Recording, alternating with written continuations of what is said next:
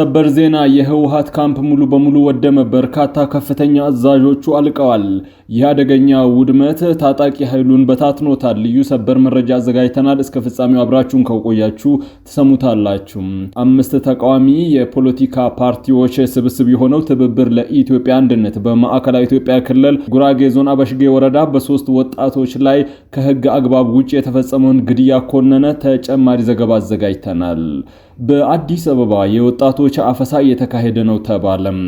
ከኢራን ጋር ያለው ግጭት እየተባባሰ ባለበት በአሁኑ ሰዓት የአሜሪካው ፕሬዝዳንት ዶናልድ ትራምፕ ኢራን ከተሸነፈች በኋላ ሆርሙዝ የአሜሪካ ግዛት ትሆናለች ሲሉ ተናገሩ። በውጭ የመረጃ ሰዓታችን እናቀርበዋለን። ውድ ቤተሰቦቻችን በዕለቱ የመረጃ ሰዓታችን እነዚህንና ሌሎችንም ቀጠናዊና ሀገራዊ እንዲሁም ዓለም አቀፋዊ መረጃዎችን በዝርዝር ወደ እናንተ የምናቀርብ ይሆናል። እስከ ፍጻሜው አብራችሁን ቆዩ። የ5 ተቃዋሚ የፖለቲካ ፓርቲዎች ስብስብ የሆነው ትብብር ለኢትዮጵያ አንድነት በማዕከላዊ ኢትዮጵያ ክልል በጉራጌ ዞን አበሽጌ ወረዳ በ3 ወጣቶች ላይ ከህግ አግባብ ውጪ የተፈጸመውን ግድያ ኮነነ። ጥምረቱ ድርጊቱን ከቀይ ሽብር ዘመን ጋር ያስተካከለው ሲሆን በጉዳዩ ላይ ገለልተኛ ምርመራ እንዲካሄድ ጠይቋል።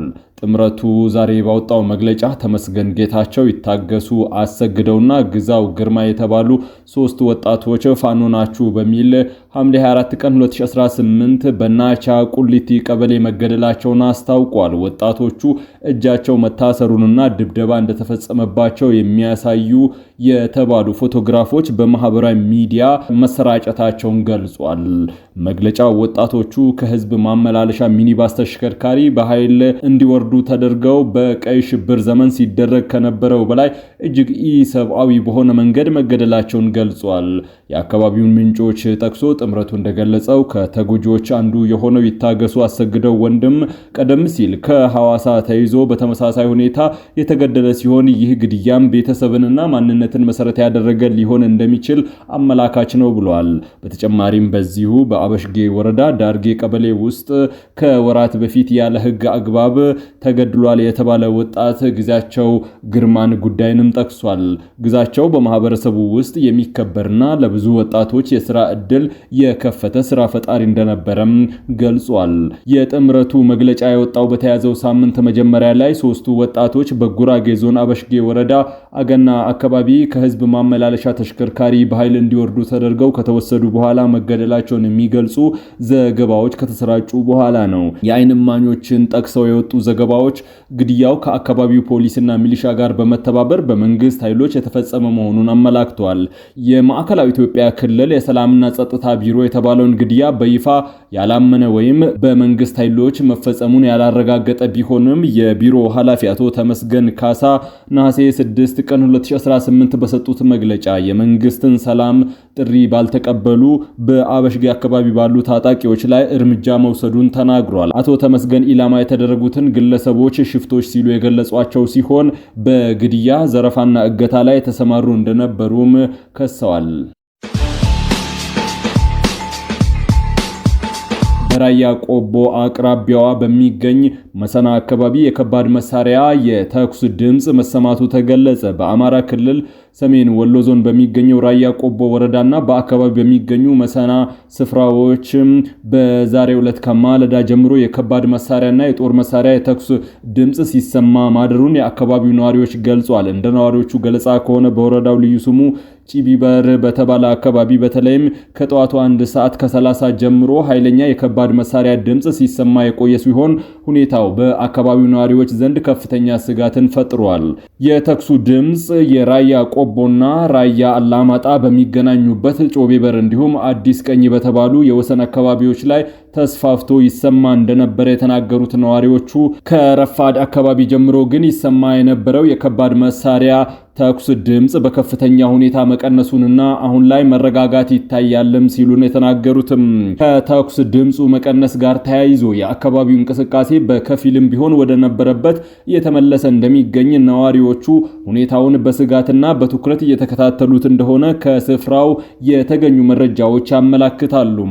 ከዚህ አጋጣሚ ጋር ተያይዞ በሌላ በኩል በዚሁ መስመር በሚገኝ ዋጃ አካባቢ ትላንት ምሽት ተመሳሳይ የተኩስ ድምጽ ተሰምቶ እንደነበር የተገለጸ ሲሆን ይሁን እንጂ ምሽቱን ተሰምቶ የነበረው ተኩስ ለጥቂት ደቂቃዎች ብቻ የቆየና በፍጥነት ሊቆም እንደቻለ ነዋሪዎቹ አረጋግጠዋል።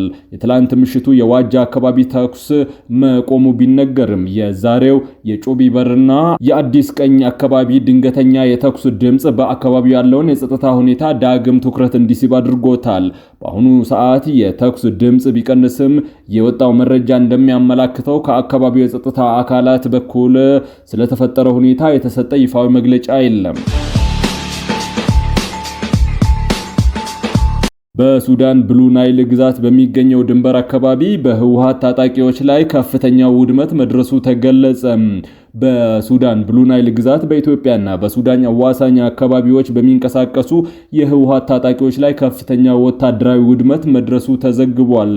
መረጃዎቹ እንደሚያመላክቱት በትላንትናው ዕለት በጀነራል መሐመድ ሐምዳን ዳጋሎ ሐሚቲ የሚመራው የሱዳን ፈጥኖ ድጋፍ ሰጪ ኃይል RSF በቀጠናው እጅግ ስትራቴጂካዊና ወሳኝ የምትባለዋን የኩርሙክ ከተማን ሙሉ በሙሉ መቆጣጠሩን ይፋ አድርጓል። ከተማዋ በቁጥጥር ስር በዋለችበት በዚህ ወታደራዊ እንቅስቃሴ ወቅት ከሱዳን መከላከያ ሰራዊት ሳፍ ጎን ተሰልፎ ሲዋጋ የነበረው አርሚ 70 በመባል የሚታወቀው የህወሓት ታጣቂ ቡድን አባላት ላይ ከባድ ጉዳትና ውድመት ደርሷል። የፈጥኖ ደራሽ ኃይሉ ባካሄደውና በላቁ የሰው አልባ አውሮፕላን ድሮኖች ጥቃት በተደገፈው በዚህ ወታደራዊ እርምጃ በተለይም የህወሓት አርሚ 70 ወታደራዊ ማዘዣ ማዕከል ኢላማ ተደርጎ የተመታ መሆኑ ታውቋል። በተፈጸመው ድንገተኛና የተቀናጀ ድሮን ጥቃት የታጣቂ ኃይሉ ከፍተኛ ወታደራዊ አዛዦችን ጨምሮ በርካታ የታጣቂ ኃይሉ አባላት መገደላቸውንና ሌሎች መቁሰላቸውን ከስፍራው የተገኘው መረጃ ያረጋግጣል። ከዚህ በተጨማሪም ታጣቂ ቡድኑ በአካባቢው ሲጠቀምባቸው የነበሩ በርካታ ዘመናዊና ወታደራዊ ቁሳቁሶች፣ የመገናኛ መሳሪያዎችና የጦር መሳሪያዎች ሙሉ በሙሉ ከጥቅም ውጪ መሆናቸው ተገልጿል።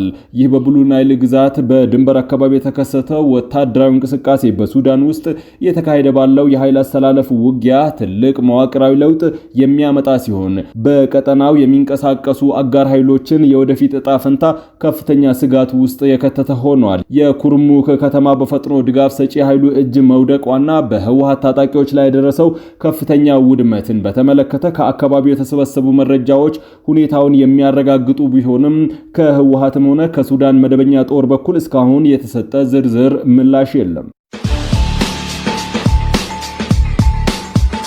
በአዲስ አበባ ከተማ የወጣቶች አፈሳ እየተካሄደ ነው ተባለ። በርካታ ወጣቶች ወታደራዊ ካምፕ እየተወሰዱ ነው ተብሏል።